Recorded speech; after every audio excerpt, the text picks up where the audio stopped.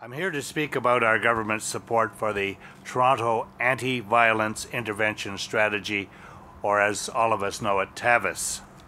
The strategy has one goal: to make life better for Toronto families by combating guns and gangs and making our streets safer.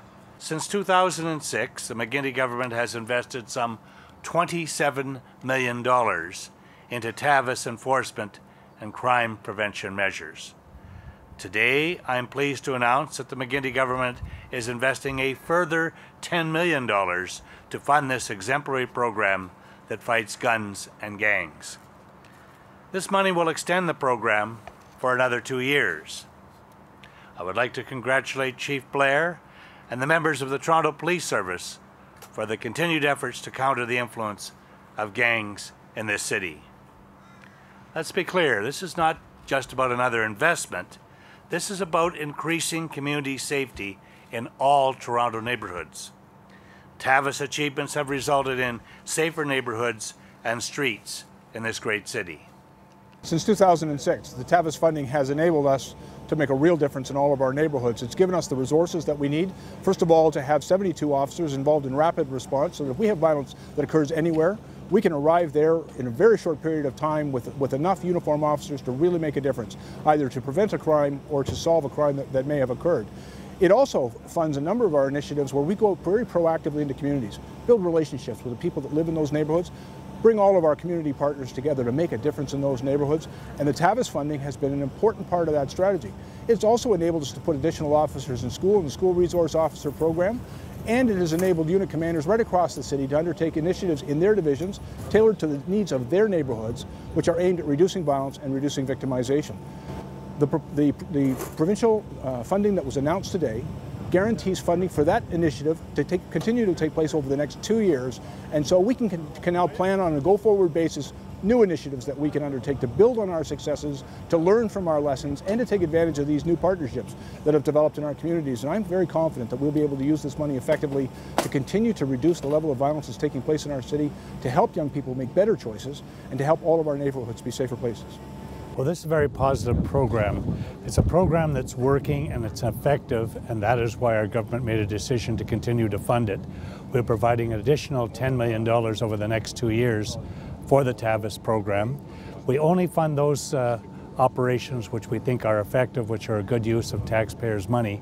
And certainly the TAVIS program has proven to be very effective in the results that it gets, of course, and of course the safety of the communities. The people of Toronto will see a benefit from this, as they have in the last few years, in a lower crime rate and a better relationship between the policing community and the general community out there. Many are now seeing police officers in an entirely different light.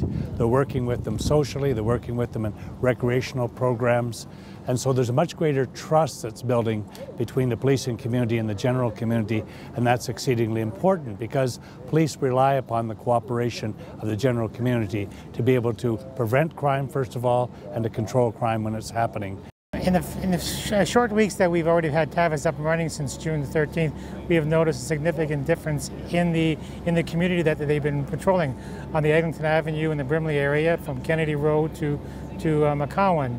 I've noticed the calls for service have decreased, the arrests have decreased, the violent crimes have decreased, but it's more or less that the community is getting more involved with their interaction with the police officers. Well, we expect that the open dialogue, that the people will now be using their parks, their streets for fun and play, and what it was supposed to be designed for, rather than staying in their own property, locked up at night. And I've noticed now people walking the streets, people going into their parks, walking the dogs, playing in the parks and being part of the community.